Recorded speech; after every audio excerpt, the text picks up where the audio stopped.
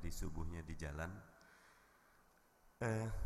Tema kita hasil diskusi 2 hari lalu, sebutnya lebih tepatnya membangkitkan kepemimpinan umat. Saya tidak terlalu tertarik bicara tentang pemimpin, tapi kepemimpinan itu buat saya jauh lebih menantang. Karena ketika bicara pemimpin, kita bicara tentang satu orang. Tapi sebetulnya setiap pemimpin lahir dari rahim masyarakatnya. Ketika masyarakatnya sehat, maka lahir pemimpin yang sehat. Ketika masyarakatnya beriman, lahir pemimpin yang beriman. Jadi saya lebih kepada bagaimana membangkitkan kepemimpinan umat ini dalam konteks kemasyarakatan, ya. Karena nantinya dari manapun dia, minta maaf, dengan sistem politik yang ada sekarang, bisa dari partai politik, bisa dari jalur independen, bisa dari kepemimpinan politik, bisa dari kepemimpinan sosial, bisa dari kepemimpinan ekonomi, karena semua itu jalurnya sebetulnya semua terbuka. Kalau kita melihat bahwa masyarakat itu sering dibagi menjadi 3 sektor, ya. Ada sektor, third sector, sektor ketiga, civil society, LSM-nya, medianya, yayasannya, sekolahnya, masyarakat madaninya. Ada private sector, sektor korporat, sektor yang menentukan bisnis. Ada public sector yang mengurus urusan publik. Ini biasanya eksekutif, legislatif itulah. Dulu kita menganggap bahwa menjadi public sector yang ngurus, yang jadi minta maaf wali kota, bupati, nanti naik ke atas sampai ke presiden, orang paling menentukan. Tapi dalam perkembangan zaman, teori pemerintahan, ternyata negara makin lama makin minimalis perannya. Tahun 2006 Indonesia punya anggaran APBN 600 triliun rupiah per tahun. Saat itu seorang Bill Gates sudah memiliki aset 54 billion US dollar. Yang 54 itu setara hampir sekitar 500 triliun rupiah saat itu. Seorang Bill Gates 500 triliun, Indonesia 600 triliun itu satu tahun. Yang membuat 97 krisis seorang yang namanya, siapa Pak ada ingat? George Soros. Ketika BAT diserang, BAT terus, efek dominonya semuanya hancur. Nah, hadirin wal hadirat rahimakumullah, karena itu fokusnya adalah tentang bagaimana membangun masyarakat yang sehat. Bagaimana membangun masyarakat yang kuat, yang beriman. Tentu kita tahu, ya, ada banyak orang-orang soleh di Indonesia, ada banyak pemimpin-pemimpin umat. Tapi yang harus dipahami, kayak kita punya sayuran, Bu. Kalau sayurannya sepanci kecil, kita kasih garam sedikit, insya Allah sudah asin atau sudah kerasa. Tapi kalau sayuran itu sepanci besar, dikasih garam yang sedikit, ya nggak kerasa. Jumlah umat Islam ini di Indonesia hampir 200 juta jiwa. Jadi memang diperlukan barisan kepeloporan dan kepemimpinan umat dengan jumlah yang minimum. Di politik ada, di ekonomi ada, di sosial ada. Nanti ada yang lebih luar biasa menurut saya, namanya sociopreneurs. Mungkin Bapak Ibu sudah mendengar sociopreneurs ini. Dia bagaimana sebetulnya dia membangkitkan ekonomi tapi melalui pelayanan kepada kemasyarakatan. Beberapa teman-teman di Depok sudah bekerja luar biasa mengolah sampah. Tidak perlu pakai uang. Pertama modalnya minta maaf cuma 20.000 rupiah. Sekarang sudah mampu memberikan kredit mikro tanpa bunga kepada 400 kepala keluarga. Sampah buat kita sesuatu yang menjijikan, buat mereka sampah luar biasa. Salah satu distinguished young person, pemuda yang dianggap sangat berprestasi, seorang dokter dari Malang yang punya konsep rumah sakit sampah. Intinya dokter ini sedih, lagi dia koas kerja praktek, ada seorang minta maaf pemulung sakit ke rumah sakit, ditolak, uang tidak ada, jaminan kesehatan tidak ada, akhirnya meninggal. Kata dia, saya tidak boleh membuat ini sekalipun terjadi ketika saya mampu. Akhirnya dia membuat sebuah inovasi. Rumah sakit sampah itu apa? Setiap orang boleh nabung. Cara nabungnya dengan nyetor sampah. Sampahnya ditimbang, ekuivalenkan, katakan sudah nyambung 10.000 rupiah, 20.000 rupiah. Nanti kalau mau diambil tabungannya boleh gitu. Dan ternyata ini dikenal sampai diundang oleh Pangeran Charles, diundang oleh Presiden Barack Obama karena dianggap pemuda yang penuh dedikasi, inovasi, tidak pakai uang tapi punya hati dan punya kecerdasan. Hadirin hadirat rahimakumullah, kita perlu lebih banyak orang-orang luar biasa seperti itu. Saya kalau membaca namanya Rio Haryanto, Bapak Ibu ada yang kenal ya? Pembalap mobil GP2, mau sebentar lagi ke F1. Minta maaf, matanya memang kayak orang Cina gitu ya, karena memang bapaknya Cina setahu saya. Tapi orang Islam dari Solo, di mobil balapnya itu selalu ada surat Yasin atau surat Kahfi itu, tempelan ayat. Dia bilang, saya membaca itu buat saya, dia memberi inspirasi betapa seorang pemuda muslim dengan bakatnya, dengan pengorbanannya, padahal kita tahu betapa elitnya orang bisa masuk ke pembalap F1. Ada lebih banyak orang seperti itu, tetapi catatannya terlalu sedikit karena panci sayur kita panci yang besar. Nah, bagaimana menghasilkan garam yang besar sehingga panci ini berubah menjadi panci sebagaimana yang Allah inginkan, negeri ini menjadi negeri yang baldatun thayyibatun wa rabbun ghafur.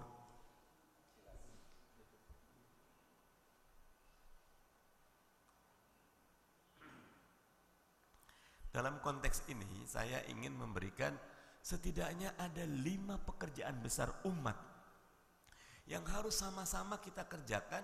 Yang titip pesan, kita jangan saling caci maki gitu loh.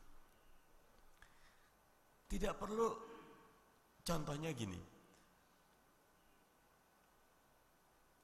minta maaf kebetulan saya membantu teman-teman di Partai Keadilan Sejahtera.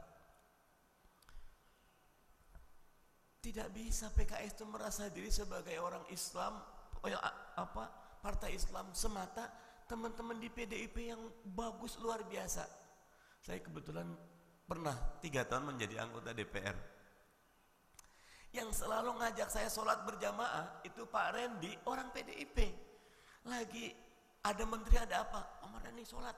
Pas masuk 12 kurang 5 zuhur. Kalau jam asar setelah 5 menit sebelum dia ngajak saya ketemu Partai Demokrat luar biasa. Golkar, minta maaf, zamannya Pak Akbar Tanjung pemimpinnya adalah semua dari, makanya Golkar HMI dibilang.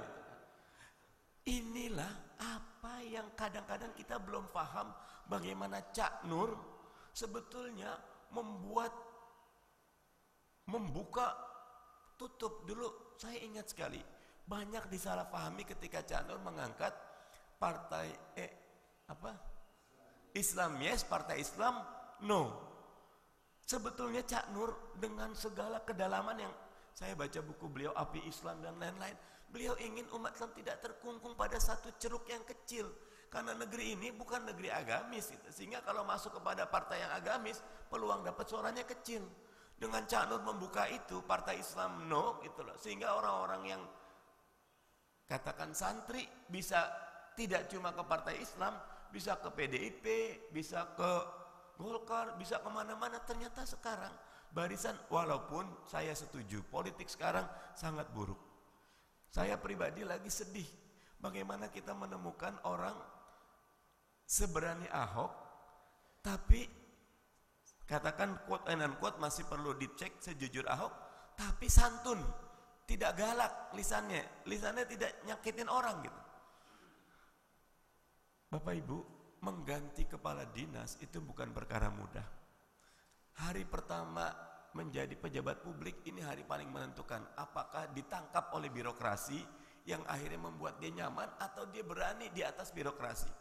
Pak Jokowi, Pak Ahok menurut saya berhasil. Dia mampu mengatasi birokrasi sehingga ganti kepala dinas gampang, ganti apapun. Kembali lagi, ada 5 ya. Kita perlu tidak perlu malu. Ada orang baik di luar kita, kita apresiasi. Ada orang salah di dalam kita, kita kritik. Tetapi ketika ada orang baik di kita, ya dijaga dimanapun dia berada. Nah, ada 5 Bapak Ibu yang dirahmati Allah Subhanahu Wa Taala, modal yang harus dimiliki umat agar wujud kepemimpinan umat. Ketika umat sudah memimpin, insya Allah di dalamnya akan ada banyak kebaikan. Karena Allah menjanjikan, walau anna ahlul qura amanu wattaqau lafatahna alaihim barakatim minas samai wal ard. Andai sekiranya penduduk satu kota beriman, bertakwa, Allah turunkan keberkahan dari langit dan dari bumi. Kalau beriman. Tadi kan baldatun thayyibatun wa rabbun ghafur. Pertama, bekal umat yang pertama adalah zadur ruhi, bekalan ruhani. Tingkat spiritualitas dan moralitas umat itu harus tinggi. Bapak Ibu, kemarin gak sengaja saya lihat postingan dari grup WhatsApp tentang, minta maaf saya sedih sekali, kejadian anak di Pekanbaru atau di daerah Melayu, karena bahasa Melayu, anak perempuan yang dibully. Satu anak dipukul, ditampar, ditendang. Saat yang sama, ironisnya, di rekaman video itu lagi diperdengarkan ayat Quran, karena itu kejadiannya tidak jauh dari masjid. Sekolahnya itu sekolah Islam kayaknya, karena semua anaknya bertudung. Melihat ini, mestinya umat, bangsa atau komunitas yang punya tingkat spiritualitas tinggi, dia tidak bisa diam. Apa yang harus kita lakukan? Saya senang sekali kalau ada surat dari grup kita nih, mendesak pemerintah Indonesia menerima pengungsi Suriah. Bapak Ibu, lihat pengungsi Suriah di Eropa Timur sekarang lagi masuk. Buat saya, apa yang dilakukan rakyat Austria, apa yang dilakukan pemerintah Jerman, luar biasa bagusnya. Menerima mereka. Tetapi jangan lupa, Arab Saudi pun sudah melakukan itu lama, dan Arab Saudi tidak memperlakukan mereka sebagai pengungsi, makanya tidak langsung diterima, langsung dikasih namanya wakalah, surat kerja temporer. Makanya kalau kita umroh, kalau mau umroh yang kedua, itu yang nyopir, sopir taksi itu kalau kita mau ke Tanim atau apa, rata-rata dari Myanmar, dari Afghanistan, dari negara-negara Muslim. Mereka tidak diperlakukan sebagai pengungsi, itulah. Walaupun mereka bukan warga negara, disebutnya permanent resident lah, sampai mereka kuat. Umat bangsa yang tinggi spiritualitasnya, yang tidak bisa diam ketika ada kezaliman sekecil apapun. Bapak Ibu yang dirahmati Allah Subhanahu Wa Taala, inilah kenapa Nabi mengatakan, kulil haqqo walau kana muron. Katakan yang hak walaupun itu pahit.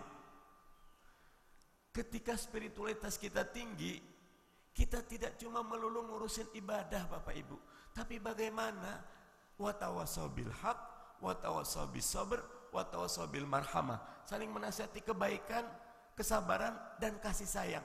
Termasuk diantaranya tanda spiritualitas tertinggi adalah menegakkan amar ma'ruf nahi munkar. Kalau amar ma'ruf Bapak Ibu mudah, yang sulit adalah nahi munkar.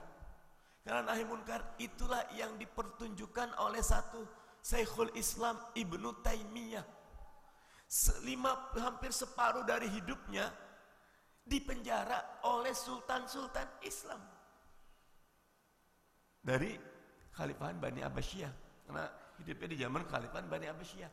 Tapi ketika sultan-sultan ini menyerukan hayya 'alal jihad, ayo kita berjihad, yang pertama kali menuruti seruan ini, menyeru seruan ini, Imam Ibnu Taimiyah, diri paling depan. Padahal yang paling sering dipenjara beliau oleh sultan yang menyerukan hayya 'alal jihad. Ketika ditanya sahabatnya, ya Syekh, bagaimana engkau memenuhi seruan orang yang memenjarakan engkau? Kata Imam Ibnu Taimiyah, akidahnya jelas. Urusan dia memenjarakan saya, urusan dia sama Allah Subhanahu Wa Taala. Tapi urusan memenuhi panggilan jihad, urusan saya dengan Allah Subhanahu wa taala. Hadirin wal hadirat Bapak Ibu di lingkungan kita. Kalau di sini mungkin penyakit sosial tidak besar.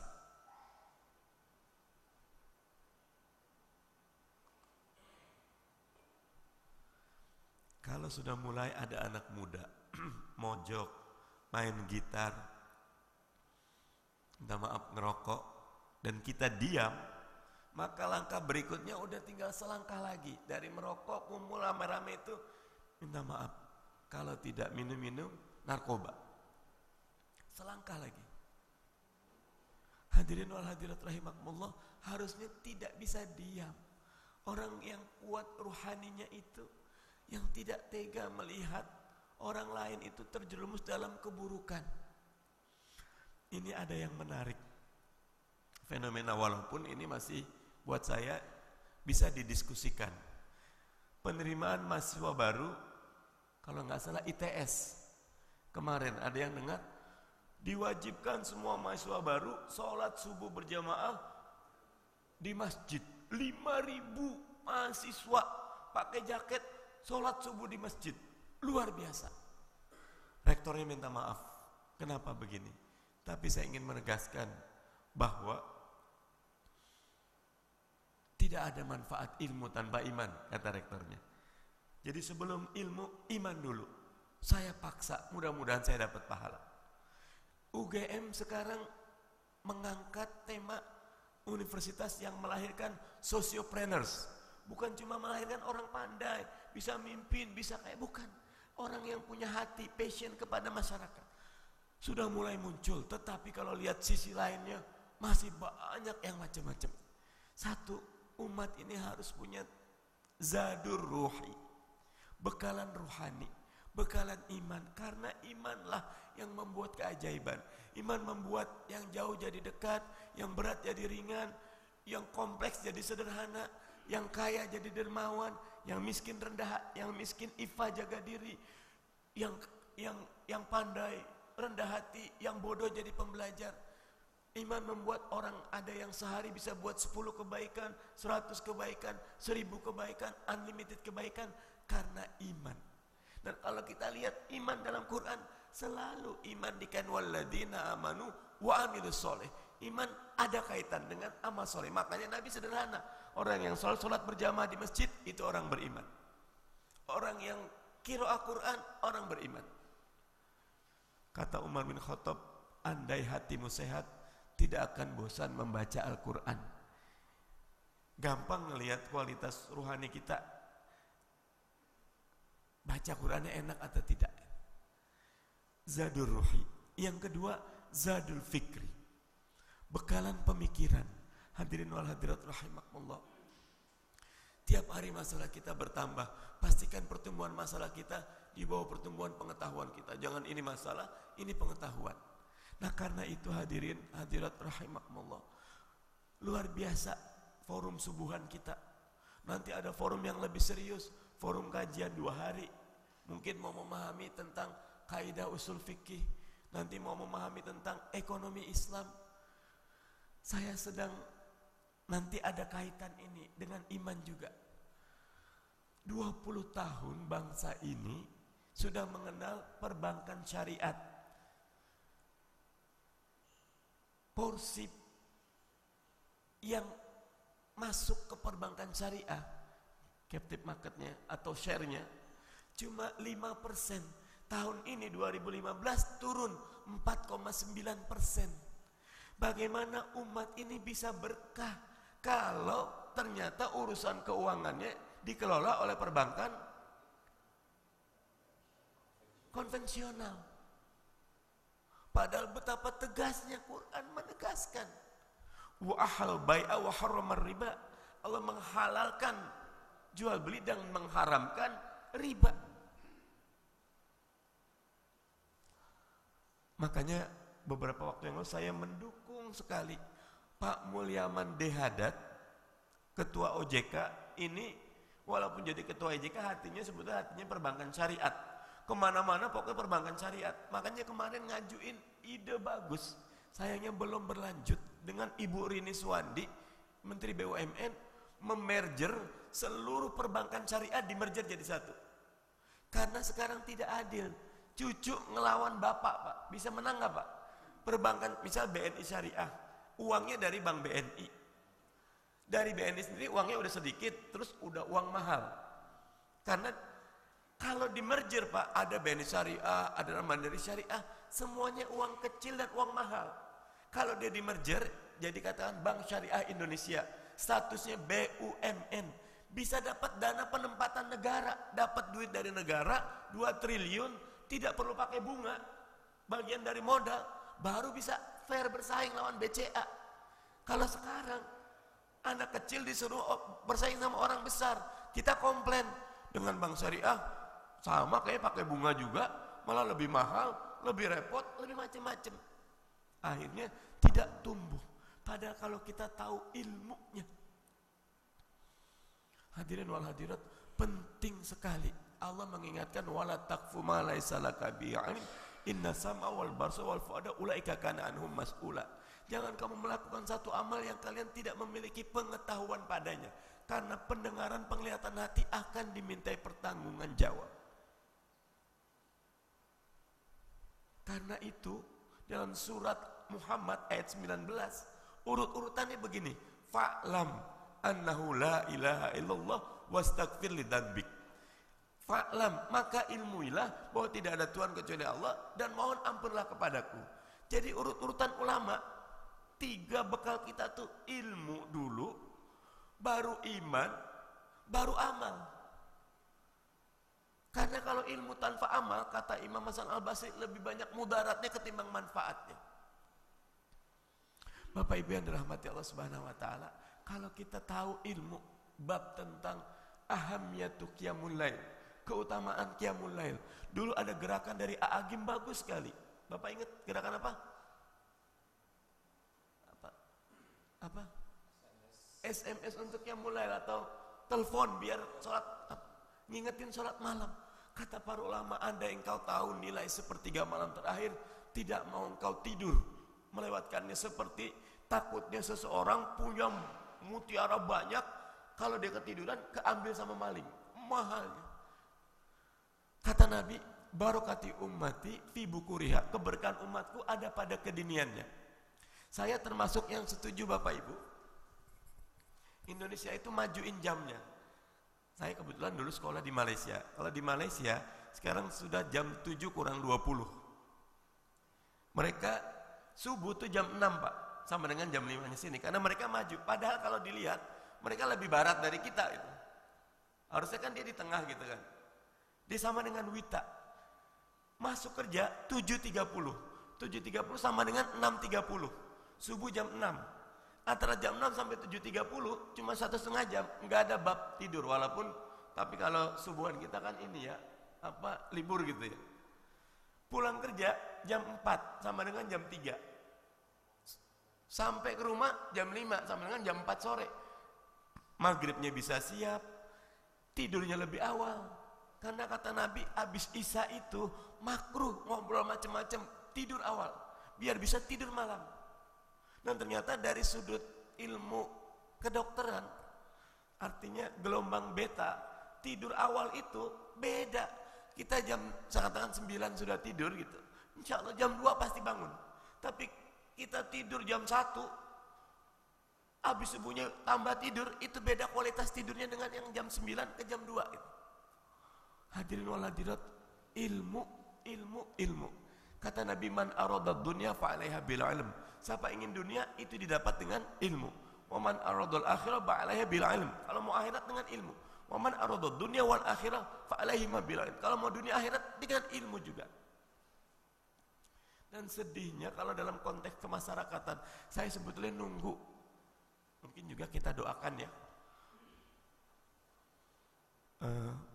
Menteri Pendidikan kita, Pak Anies Baswedan, sesegera mungkin kalau bisa, bagaimana mewujudkan pendidikan yang berkualitas. Karena dari nilai PISA, dari nilai tes macam-macam, Indonesia tuh matematik misal dari 44 peringkat 37. Bahasa kita rendah semuanya. Saya sebetulnya pendukung, Bapak Ibu minta maaf, kurikulum 2013. Mungkin nanti kita bisa diskusi itu ya, kalau saya salah silakan. Tapi kurikulum 2013 itu kurikulum yang integratif. Anak-anak, kebetulan anak saya kuliah sekolah di SD Islam pakai kurikulum 2013. Tadinya bawaannya banyak jadi sedikit, bukan misal membahas pohonan. Pohonan itu ada aspek biologinya, bagaimana pohon tumbuh. Ada aspek ekonominya. Kayu ini per tahun tumbuh 2 cm diameternya. 10 tahun berapakah harga kayunya? Di dalamnya ada pelajaran agama, ada pelajaran fisika. Jadi tema tentang pohon utuh. Sayangnya yang pertama kali menolak kurikulum 2013 konsorsium guru-guru Kristen dan Katolik. Memang ada catatan, keburu-buru, enggak rapi. Harusnya ke depan harus lebih rapi lagi. Yang kedua, umat ini perlu zadul fikri. Yang pertama apa Bapak Ibu tadi? Ingat? Zadur ruhi. Ruhani, bekalan rohani. Yang kedua zadul fikri. Yang ketiga zadul amali. Bekalan amal soleh. Bapak Ibu yang dirahmati Allah Subhanahu wa taala, kalau kita ke Agim Darut Tauhid, sendal-sendal rapi tidak gitu? Rapi gitu. Sampah-sampah rapi. Tidak perlu Islam itu dari yang besar-besar, tapi dari yang kecil-kecil tuh orang akan ada kisah sederhana. 2 mahasiswa dari Pakistan kuliah di Cambridge, di dormitory. Dormitory itu di asrama. Laundry. Baju-baju di laundry. Karena sebab kecil tentang minta maaf celana dalam, petugas laundrynya masuk Islam. Kenapa? Minta maaf celana dalamnya orang Pakistan yang muslim ini tidak berbau pesing. Tapi kok celana dalam yang lainnya pada bau pesing? Saya tanya, kenapa celana kamu tidak bau pesing? Oh, kami orang Islam. Emang ada apa di Islam? Kami ada konsep istinja. Kami ada, oh Islam ngajak, luar biasa. Ini agama bukan urus yang besar, yang kecil juga diurus. Jendela kecil tapi indah membuat orang masuk Islam. Sementara ada politisi Islam minta maaf, korupsi, wah ini sodun ansabilillah, menghalangi dari jalan Allah. Dosanya banyak sekali. Jadi zadul amali, bekalan amal ini perlu sekali kita perbaiki. Allah sudah mengingatkan, alladzi khalaqal mauta wal hayata liyabluwakum ayyukum ahsanu amala. Seorang mukmin itu standar amalnya harus yang terbaik. Karena ayat ini Allah tidak menciptakan, dia tidak menciptakan kematian, kehidupan kecuali untuk mengetahui ahsanu amala, siapa yang paling baik amalnya. Senyum Nabi senyum yang terbaik. Wudu Nabi wudu yang terbaik. Kadang-kadang saya suka buat sampling sederhana. Wudu, misal saya pakai cincin. Harusnya kalau pakai cincin kan kalaupun nggak dibuka digoyang-goyangin sehingga airnya masuk. Kemudian kaki gitu. Kadang-kadang ilal marofiki kepada siku, kadang-kadang tidak sampai siku. Nah, sempurna wudu, tidak sempurna sholat kita sebelum sempurna wudu. Bukan cuma itu. Bagaimana bab tentang muamalah kita dalam Islam, Bapak Ibu? Kita mau ningkat rumah. Oke, kita urus IMB. Tapi dalam Islam yang utama, urus izin tetangga dulu. Kiri, kanan, depan, belakang. Mohon maaf, saya mau ningkatin rumah. Izin boleh tidak? Karena ada hak udara, hak matahari dari tetangga yang akan kehalang sama kita. Makanya saya setuju budaya Jawa, apapun ada selamatannya, Pak. Kenapa? Karena dengan selamatan itu ya kita ngundang orang, ngasih makan. Habis itu kita bilang, maaf saya mau ini. Maaf anak saya lulus, mohon didoakan. Maaf anak saya mau lahiran, mohon didoakan. Walaupun kadang-kadang kalau dalam konteks itu bid'ah misalnya gitu. Ya memang zaman Nabi nggak ada. Tapi kan antum a'lamu bi umuri dunyakum kata Nabi. Tapi saya tidak mau berdetail kepada nanti panjang. Intinya zadul amali, lakukan yang terbaik untuk kualitas amal umat ini. Kalau kita ke Malaysia Bapak Ibu sederhana. Naik bis ngantri tidak Pak? Ngantri. Naik kereta ngantri enggak? Ngantri. Susahnya apa sih ngantri Pak? Bayar tidak ngantri. Tapi kenapa jadi budaya? Karena dari kecil tidak ada pendidikan itu memang. Ngantri. Bapak dongkol tidak Pak, kita lagi ngantri, tiba-tiba ada yang nyelak begitu saja. Itu dosanya minta maaf. Kalau nggak ketemu dan nggak minta maaf, di akhirat akan ditanya itu. Lebih baik kita ngantri gitu. Tapi ruhi fikri amali kurang, harus ada yang keempat, zadul mali, kekuatan ekonomi umat. Itulah kenapa Nabi mengatakan tolabul ilmi walau bisin, tuntutlah ilmu walaupun ke negeri Cina. 9 dari 10 sahabat yang dijamin masuk surga orang-orang yang kuat secara ekonomi. Imam kita, 4 imam kita, Maliki, Hambali, Hanafi, Syafi'i, 4-4-nya orang kuat ekonomi, pedagang besar. Di zaman tabi'in ada seorang imam Masjidil Haram, namanya Abdullah bin Mubarak. Tiap tahun menghajikan 400 orang. Bukan buka KBIH, bukan Pak. Dia ulama, tapi juga pedagang besar, nyari orang yang tidak mampu 400 orang, dididik manasik haji yang terbaik, diberi bekal haji yang terbaik, disuruh haji. 400 orang tiap tahun. Hadirin wal hadirat rahimakumullah. Zadul mali, kekuatan finansial ini Nabi, karena itu di Quran ada 36 ayat memerintahkan zakat, infak, sedekah, tapi cuma 2 ayat menjelaskan fuqara wal masakin. Artinya by default dari sononya Islam tuh memerintahkan kita kuat. Karena itu Nabi mengatakan yadul ulia khairum min yadis sufla, tangan di atas lebih baik dari tangan di bawah. Tapi ketika harta di tangan orang beriman, itu hartanya kata Abu Bakar di tangan, bukan di hati. Itulah. Sehingga dengan di tangan tuh minta maaf, infaknya mudah, macam-macam. Di Yogyakarta ada seorang bapak namanya Pak Maulana, dermawan sekali, terkenal, apapun proposal yang datang, permintaan apapun selalu mendapat.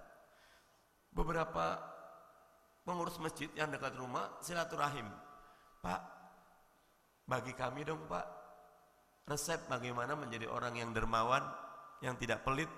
Oh salah, saya orang yang pelit sekali. Saya ingin semua harta saya di dunia sampai di akhirat. Tapi kalau saya yang bawa berat. Sebagian saya suruh anak yatim bawa, saya kasih orang miskin, saya kasih masjid, saya kasih 17-an, saya kasih jalanan, saya kasih semua, nanti insya Allah nyampe ke saya. Kalau saya yang bawa sendiri berat katanya. Wah luar biasa konsepnya. Tapi syaratnya tadi, tangan di atas dulu. Bapak Ibu, beda antara miskin sama zuhud, pendek, tipis. Zuhud itu meninggalkan dunia, miskin itu ditinggal dunia. Belum tentu orang miskin itu zuhud, tidak itu. Zuhud itu justru kalau orang itu sudah bisa menguasai dunia, dunia ditinggalkan. Nabi mau apa aja bisa. Tapi suatu ketika Nabi bangun dari tikar, ada ininya Pak, bekas tanda tikarnya, sampai Umar menangis. Itulah zuhud itu. Yang terakhir sesudah ruhi, fikri, amali, mali, harta adalah zadul ijtimai, modal sosial. Kata Nabi, khairun nas anfa'uhum linnas, sebaik-baik manusia yang paling banyak manfaatnya bagi manusia lain. Nilai diri kita ditimbang dari seberapa besar manfaat kita bagi orang lain. Rumah yang terbaik yang paling banyak dikunjungi orang, mobil yang paling baik yang paling banyak dipinjam, badan yang paling baik yang paling capek Pak, baru duduk sebentar ada rapat RT, baru duduk sebentar ada yang sakit, baru duduk sebentar harus ngajar, baru duduk sebentar andai hatimu sehat, penat jasad dibuatnya, biarin aja jasad capek, memang tugasnya jasad di dunia untuk bekerja.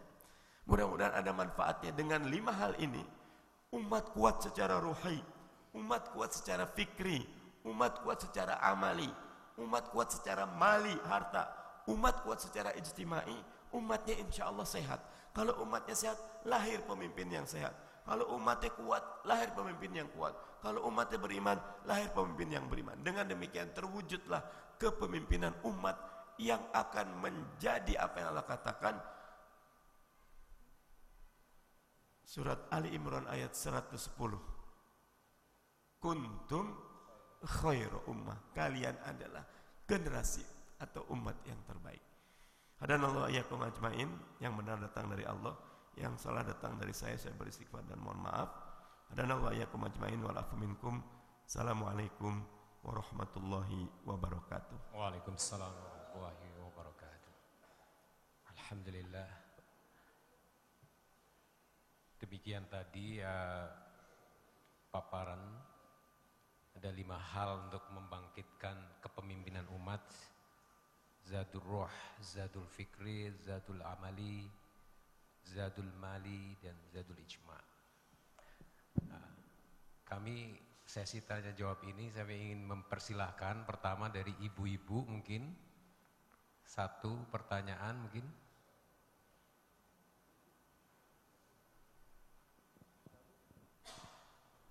Ada Bu? Sudah siap? Kalau demikian bapak-bapak di sebelah kanan ataupun kalau menghadap kiblat sebelah kiri ya, ada? Silakan.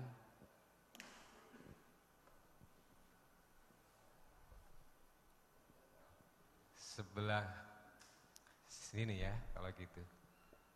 Ada? Udah cukup kali ya. Kalau ada yang mau nambah, oh ini ada. Silakan. Terima kasih Ustaz. Assalamualaikum warahmatullahi wabarakatuh. Tausiahnya sangat menyentuh ya. Jadi sesuatu yang selalu kita temukan gitu ya, di dalam kehidupan sehari-hari, tapi memang jarang gitu. Itu yang jadi masalah itu. Jadi artinya misalnya contohnya begini. Kita mohon maaf, saya benci Ahok ya. Saya benci Ahok karena ngomongnya jelek ya.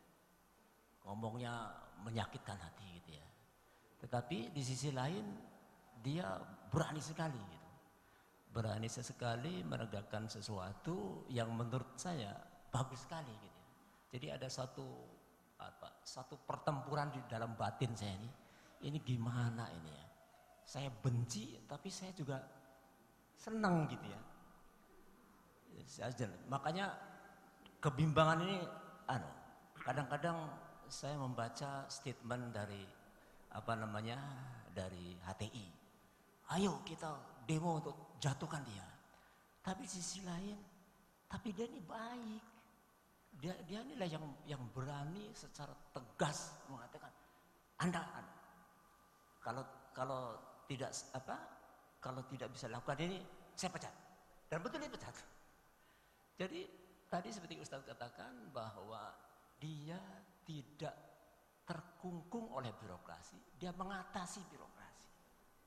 Nah, pertanyaannya adalah bagaimana sih kita sebagai umat Islam gitu ya, supaya kita bisa menarik apa yang baik, kita bisa memisahkan mana yang jelek, sehingga kita jadi orang yang muslim yang sesuai dengan ajaran gitu. Saya pikir itu aja Ustaz. Terima kasih. Assalamualaikum warahmatullahi wabarakatuh.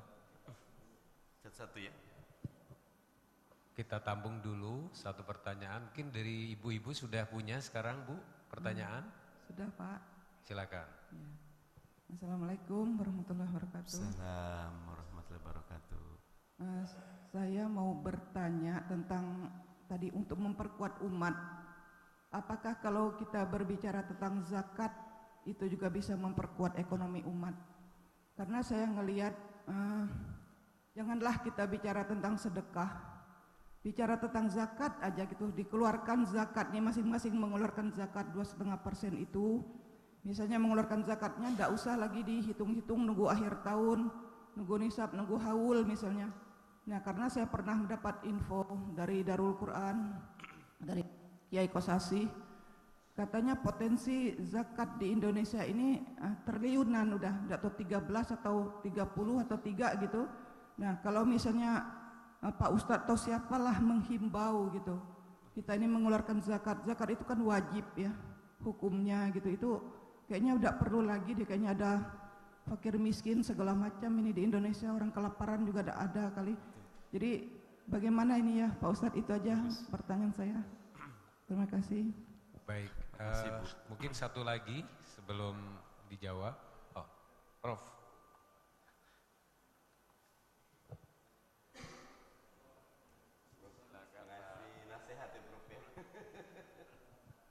Assalamualaikum warahmatullahi wabarakatuh.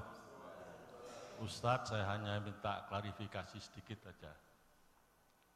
Tadi kalau tidak salah di awal tausiahnya tadi Ustadz menyinggung ITS dan menyinggung juga UGM. Supaya tidak salah tafsir, di ITS itu Ustadz mengatakan dimulai dari membentuk iman sebelum cari ilmu. Tapi di UGM tadi kalau tidak salah Ustadz mengatakan UGM sekarang sudah melancarkan entrepreneurship. Sociopreneurship. Tapi jangan salah tafsir ini Ustadz. Jangan dikhawatirkan UGM itu mata duiten lalu nanti jadi socio-entrepreneurship itu. Yang dinamakan entrepreneurship dari UGM itu adalah khairunas anfa'ahum linas. Jadi yang dimasukkan nanti kalau sudah berilmu, harus orang yang baik-baik itu, kata Rasulullah, adalah orang yang bermanfaat pada orang lain. Jadi alumni UGM itu supaya nanti bisa bermanfaat pada orang lain. Bukan cari duiten itu, dan salah tafsirkan. Karena saya adalah guru besar UGM. Terima kasih. Assalamualaikum warahmatullahi wabarakatuh. Alhamdulillah, langsung ada yang ngingetin ini. Tafadhol Ustaz, silakan, ada 3 pertanyaan tadi dari Pak Suroso tentang Ahok, kemudian zakat dan ITS atau UGM yang tentang orientasi dan value ya. Terima kasih. Ya, bismillahirrahmanirrahim. Nanti yang mau nambah ngurangin setelah ini Pak Tafadhol. Pertama Pak Suroso tentang Ahok. Kalau saya positive thinking, kita perlu pemimpin dari kalangan umat Islam yang lebih baik dari Ahoknya. Yang tadi saya bilang berani, tegas, tapi berakhlakul karimah. Dan yang paling pertama pasti yang beriman. Karena pernah juga minta maaf Pak Ahok tidak masuk kerja. Jadwal pertemuan hari itu diketahui publik. Itu pertemuan dengan pemuda gereja mana, yang pertama, kedua dengan gereja mana. Jadi ya buat saya teman-teman Kristen, ya wajarlah ada pemimpinnya orang Kristen taat. Karena Pak Ahok ini keluarganya di Belitung Timur memang penginjil, aktif.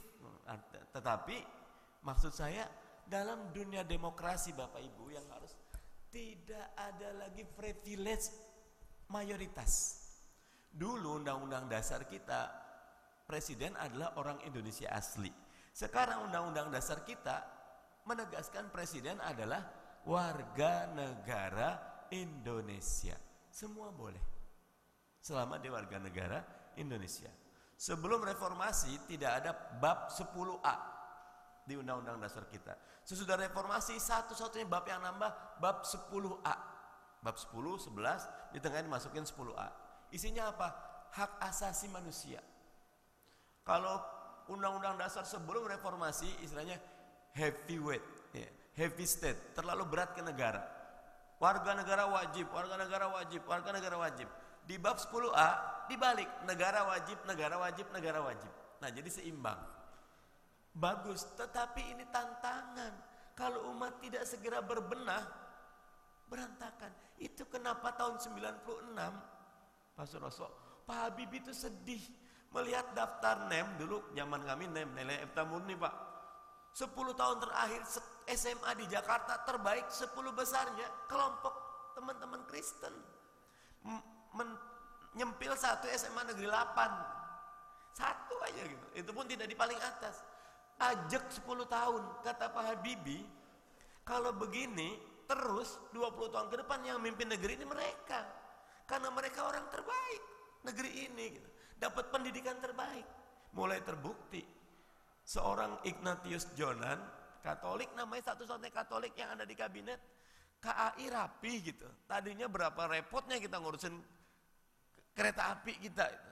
Walaupun punya banyak catatan, saya setuju nanti. Tetapi kalau saya belajar dulu apresiasi kebaikan orang gitu. Kalau keburukan sih nggak usah diapresiasi juga, akan banyak yang itu. Yang susah tuh apresiasi kebaikan orang siapapun. Kalau di dalam lebih bagus lagi gitu. Jadi Pak Suroso, Pak Ahok ini buat saya itu menantang. Ayo umat Islam, mana jagoan lo? Gue udah punya jagoan nih. Dan gak bisa dengan cara demo, dan tidak.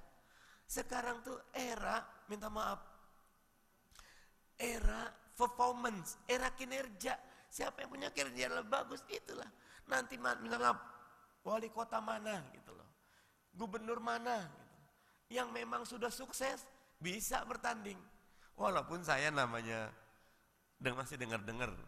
Salah satu sebab kenapa Ibu Risma tidak bisa maju di Pilkada Surabaya, katanya ada kaitan dengan Pilkada Gubernur di DKI. Saya bilang apa urusannya? Emang orang politik mikirnya begitu pusing gitu ya. Rupanya salah satu kontestan terkuat Pak Ahok ya Ibu Risma gitu. Karena Bu Risma itu sudah melampaui Surabaya. Kalau dia ke Jakarta pun lawan Ahok belum tentu menang Ahok gitu. Nah maksud saya, kita jadikan, kita punya Bu Risma ya. Saya kalau lihat Bu Risma tuh suka nangis. Kenapa ibu kok berani sekali menutup lokalisasi terbesar se-Asia Tenggara? Ibu tidak takut. Siapa idola ibu? Saya pengen jadi Umar bin Khattab.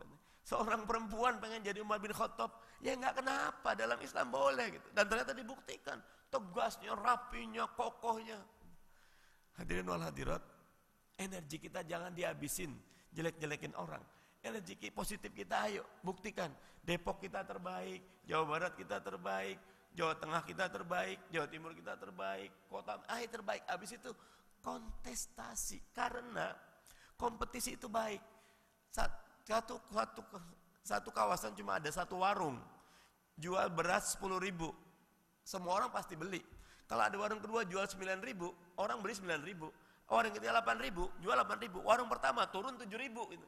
Ketika ada kompetisi, yang untung adalah publik. Kalau nggak ada kompetisi, nah makanya Ahok 2 aja, doain mudah-mudahan ya, mau masuk Islam boleh, kalau enggak ya dia ketemu tandingan yang bagus lah. Ya. Yang kedua saya setuju ibu siapa tadi tentang Ibu Naru, Ibu Nanu, zakat dan zakat. Sebetulnya Bapak Ibu 4 kita punya modal sosial disebut ziswaf. Ya, apa Pak? Ziswaf, zakat, infak, sedekah, wakaf. Jangan lupa wakaf ini sekarang menjadi kekuatan luar biasa dan belum banyak dituin umat. Kalau zakat sudah mulai, tetapi babnya memang bab pengelolaan. Bapak Ibu kita juga mau zakat kalau lembaga zakatnya itu transparan, akuntabel. Jadi tidak bisa bertepuk sebelah tangan. Dia harus dua-duanya, umatnya disadarkan, lembaga zakatnya meningkatkan kapasitas diri. Beberapa lembaga zakat kita bagus. Ada rumah zakat, ada PKPU, ada lasnya NU, las Muhammadiyah. Mereka mulai transparan, mengumumkan. Nah itu bagus. Jadi kalau di sini memang sebagai umat. Satu lagi Bu, haul dan nisab, itu Dr. Yusuf Qaradawi sudah buat buku Bu. Fikih zakat, dan salah satu rekomendasi fikih zakat, zakat itu bisa dilakukan bulanan. Bahkan Dr. Yusuf Qaradawi lebih merekomendasikan kita zakat bulanan. Nanti katakan kita tahunannya, haulnya Ramadan kita hitung lagi, kurangnya berapa kita tambahin. Tapi bulanan, biar apa? Umat ini biar enggak kerjaan ambil zakat cuma setahun sekali gitu.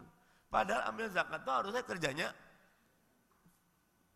bulan fix lah gitu, kerjaan day to day gitu, ngurusin umat. Terakhir kalau Pak Prof setuju, yang tadi buat saya ketika rektornya UGM perempuan nih Pak ya sekarang ya, itu saya cuma baca, saya nggak ke UGM. Dia bilang UGM ingin menjadi kampus yang mengutamakan sociopreneurs. Ada perbedaan sedikit antara entrepreneurs dengan sociopreneurs. Kalau entrepreneurs setahu saya, oke, bikin orang kaya, pinter dagang segala macam. Tapi kalau sociopreneurs, sosionya di depan. Bantuin umat dulu, bantuin sosial dulu, tapi dengan cara-cara kreatif untuk menghasilkan keuntungan. Bahasanya kerja sosial kerja sosial tapi untung. Dakwah juga tapi untung. Kan nggak harus kerja sosial rugi.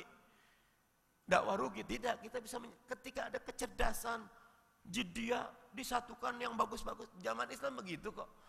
Para mujahid yang mati syahid itu rata-rata orang kaya kok. Gitu.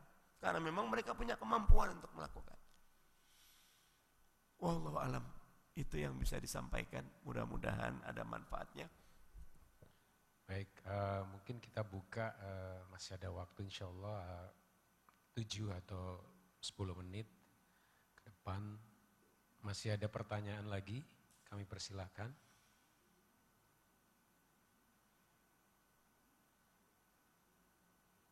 Belakang sudah oke. Baik, kalau demikian mari kita membaca tasbih kafal majlis. Namun sebelumnya kami informasikan bahwa pengajian Ahad subuh minggu depan insyaallah oleh Dr. Irwandi Tarmizi yang membahas tentang uang dalam pandangan Islam. Beliau adalah pakar ekonomi ataupun ekonomi syariah dan insyaallah sudah konfirmasi untuk bisa hadir pertama kali di Masjid Al-Dzikri dan akan membahas pandangan Islam tentang uang. Mudah-mudahan kita senantiasa mohon pada Allah untuk diberi kesehatan, nikmat panjang umur, sehat walafiat, dan ringan langkah untuk memakmurkan masjid kita bersama ini. Untuk bisa hadir di minggu depan, insyaallah. Mari kita tutup. Terima kasih pada Ustadz Dr. Mardhani Alisera yang telah memberikan begitu menariknya topik yang kita bahas pagi ini, dan mudah-mudahan kita bisa memperoleh manfaat yang sebesar-besarnya. Amin ya rabbal alamin. Bismillahirrahmanirrahim. Subhanaka Allahumma wa bihamdika asyhadu an la ilaha illa anta astaghfiruka wa atubu ilaik. Assalamualaikum warahmatullahi wabarakatuh.